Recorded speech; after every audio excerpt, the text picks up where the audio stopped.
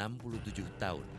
Tampaknya belum menjadi waktu yang cukup bagi pemerintah pusat untuk menjadikan wilayah-wilayah terdepan Negara Kesatuan Republik Indonesia alias wilayah yang berbatasan langsung dengan negara lain sebagai etalase menarik yang mencerminkan kemajuan sebuah negara dan bangsa.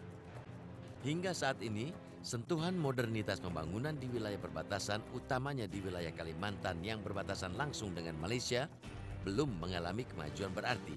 Setidaknya, jika dibanding dengan wilayah lain di tanah air. Pemerintah Jakarta mesti memberikan perhatian serius secara terus-menerus. Jika tidak, pameo yang kini berkembang di tengah masyarakat perbatasan di wilayah Kalimantan, yaitu Garuda di dadaku, Malaysia di perutku, berpotensi menyurutkan rasa nasionalisme warga setempat.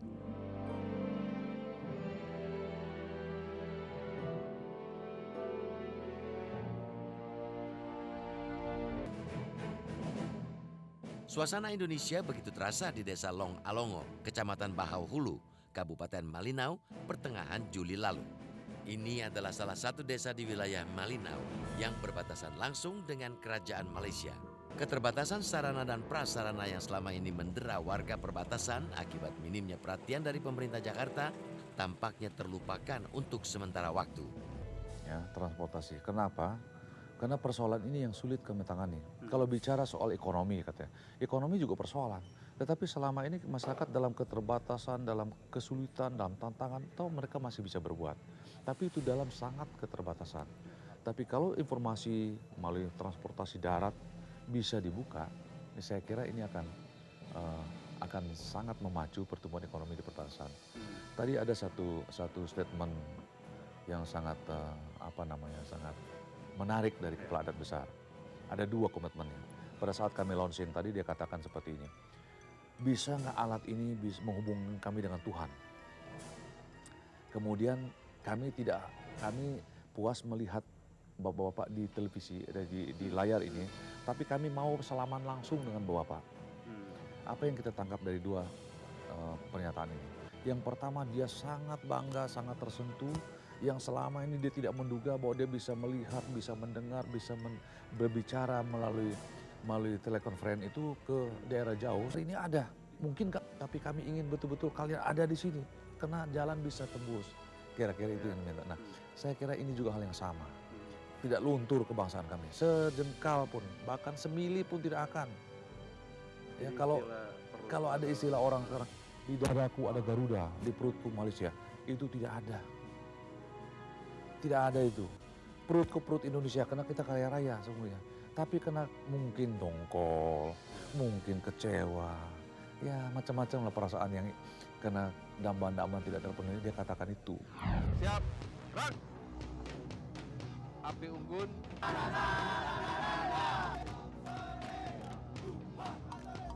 Kehadiran tim ekspedisi Nusantara dengan melibatkan 3 satuan tentara nasional yaitu Angkatan Darat, Angkatan Laut, dan Angkatan Udara.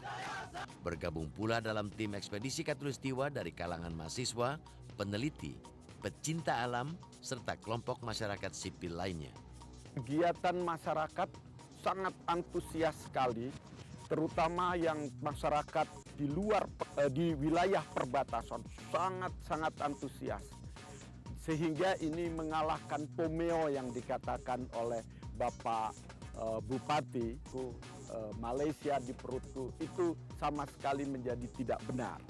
Bahwa Garuda di dadaku, Indonesia di perutku. Agar masyarakat tidak terisolir, memang kita memerlukan pembangunan yang secara terencana dan bertahap.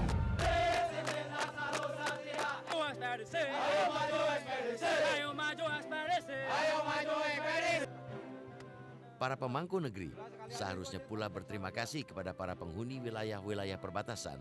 Meski keterbatasan mendera kehidupan mereka selama bernaung dalam Negara Kesatuan Republik Indonesia, ditambah lagi dengan kebijakan pemerintah Malaysia yang memberikan perhatian serius terhadap pembangunan wilayahnya yang berbatasan langsung dengan Indonesia, yang seolah kedua wilayah itu ibarat bumi dan langit, tapi tak menyurutkan rasa kecintaan mereka terhadap Ibu Pertiwi. Jadi dari kami tentang patok-patok perbatasan ini, setelah kita merapat ke kampung Long Alango ini, kita banyak bertukar pikiran, bercerita tentang masyarakat di sekitar sini. Ternyata kita aja merasakan bagaimana beratnya itu menyusuri patok itu. Nah, sedangkan masyarakat di sini sudah mendahului sebagai peluncur dulu memasang patok-patok itu. Dan sampai sekarang untuk masalah NKRI harga mati, masyarakat sini kita akui yang ancungan jempol. Jadi untuk masyarakat Indonesia jangan menyepelekan tentang masyarakat di sekitar perbatasan. Karena kalau kita lihat, kalau kami lihat, mereka lebih siap mati untuk NKRI kita. Ayo maju ekspedisi! Ayo maju ekspedisi! Ayo maju ekspedisi! Ayo maju ekspedisi! Ekspedisi! Tunjukkan bakimu! Jiwa kosa semangat di dada! Disiplin selalu setia! Ekspedisi! Tetap jaya selamanya! Hei! Adakah ekspedisi di matamu? Ada!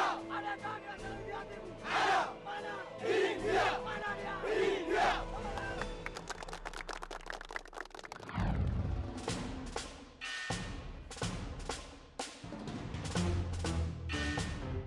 Padahal, wilayah-wilayah di perbatasan memiliki potensi luar biasa besar.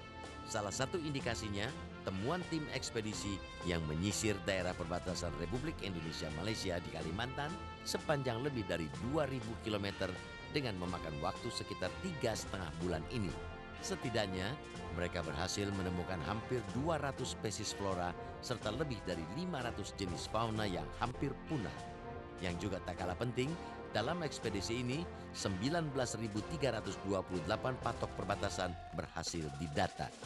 Artinya, mana titik-titik yang menjadi batas wilayah dengan Malaysia menjadi semakin jelas. Sehingga, jika muncul lagi aksi-aksi penggeseran patok perbatasan yang dilakukan oleh negara tetangga, seperti terjadi beberapa waktu silam, pemerintah Indonesia telah memiliki data yang jelas. Untuk beberapa hal yang baru pasti ada, dan itu salah satu contohnya mungkin beberapa fauna yang belum terdata. Mungkin nanti bisa lebih ke ini untuk dari peneliti sendiri kita ada untuk yang Kausoren ini yang lebih spesifik untuk masalah penemuan tersebut. Kegiatannya salah satunya untuk menyongsong 17 Agustus juga, karena bulan depan 17 Agustus juga demikian.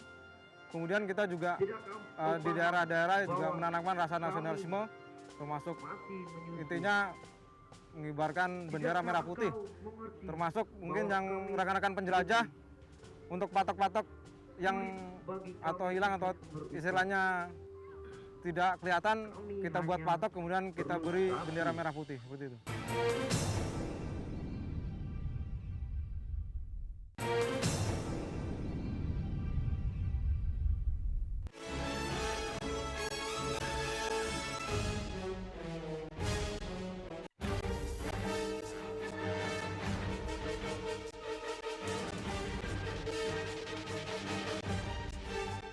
Kabupaten Malinau adalah sebuah kabupaten baru hasil pemekaran dari Kabupaten Induk, Kabupaten Bulungan. Secara keseluruhan, wilayah Malinau terletak di daerah hulu sungai serta pedalaman yang berbatasan langsung dengan negara bagian Sarawak, Malaysia Timur. Sejumlah kegiatan dengan melibatkan masyarakat, aparat, serta elemen bangsa lain di wilayah-wilayah perbatasan setidaknya sedikit menghilangkan rasa dahaga akan hadirnya negara di wilayah mereka. Sulitnya menjangkau wilayah, terbatasnya sarana dan prasarana menjadikan persoalan jika di daerah lain mudah terpecahkan, namun sebaliknya di wilayah ini.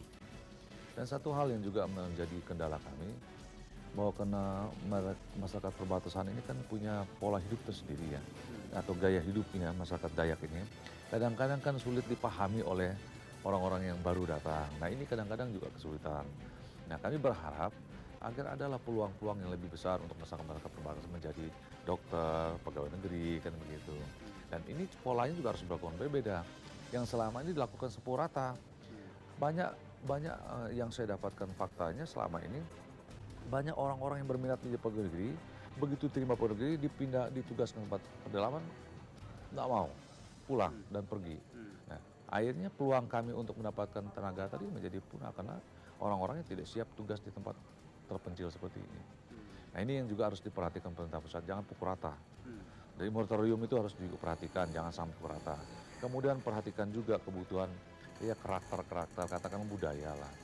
Ya, prioritaskan masyarakat pedalaman menjadi pegawai negeri. Saya kira itu yang mungkin perlu diperhatikan. Ketika kita bersama pemerintah daerah ingin meningkatkan kesejahteraan mereka. Mereka terpencil, mereka ini ada di perbatasan, ratusan kilometer.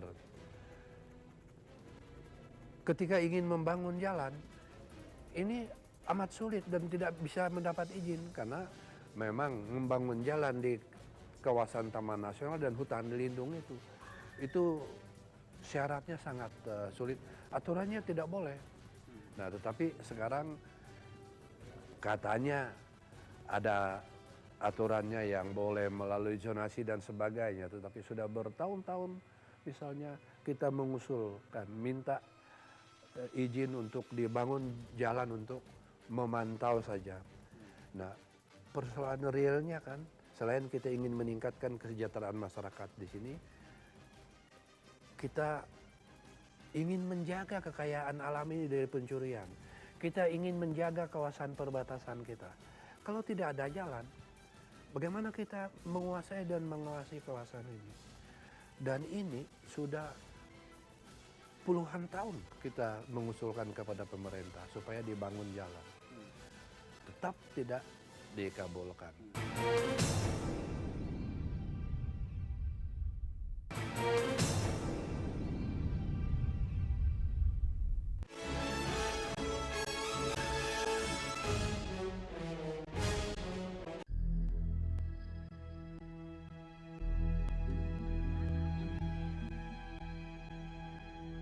Usia 67 tahun seharusnya menjadi waktu yang sangat panjang bagi para pemangku negeri untuk memberikan perhatian serius bagi kesejahteraan masyarakat, utamanya bagi masyarakat yang tinggal di kawasan perbatasan.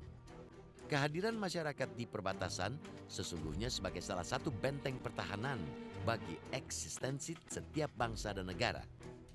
Kebanggaan sebagai seorang warga negara tentu bukan hanya sekedar melalui jargon-jargon ataupun simbol-simbol apapun tanpa mempedulikan peliknya persoalan yang membelit mereka. Di tengah semakin terbukanya informasi dan teknologi, tidak ada kata lain bagi para pemimpin negeri untuk semakin memperhatikan masyarakatnya di wilayah perbatasan. Sarana prasarana memadai tentu akan menjadikan jalur distribusi barang dan jasa semakin lancar.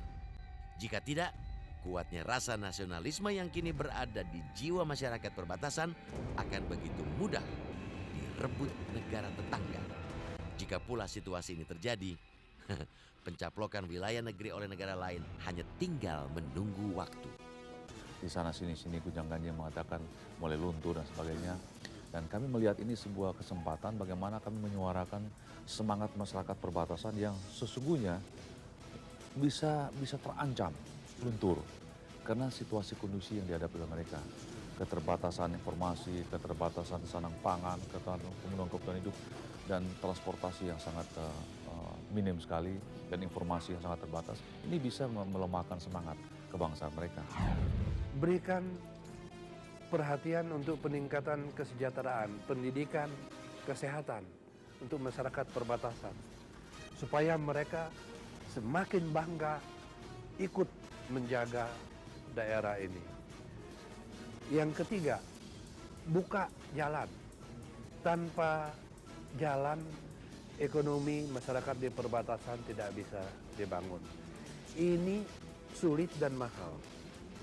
Kami di kabupaten setiap tahun menganggarkan ini. Tapi untuk dari Malinau ke di sini, ke Longalango ini, itu 170 kilo kalau lurus 170 kilometer. Kalau 1 kilometer itu 1 miliar, ya, maka ada 170 miliar. Nah, kan sebaiknya ini kerjasama antara pemerintah kabupaten, provinsi, dan pusat, terutama dari segi pendanaannya, sehingga dalam waktu 3 atau 4 tahun tembus. Kalau tidak, ketertinggalan yang 66 tahun sampai hari ini akan tetap 66 tahun sesudah 66 tahun lagi ke depan. Artinya kalau kita masih menempuh cara pandang yang seperti sekarang, tidak ada perubahan mindset dari kita semua. Jadi mohon deh bapak-bapak yang terhormat di Jakarta itu jangan memandang persoalan daerah itu sama. Pendekatannya juga beda-beda. Oleh karena itu himbauan saya harus ada pemahaman dari hati. Baru kita bisa memberikan solusinya dari hati juga.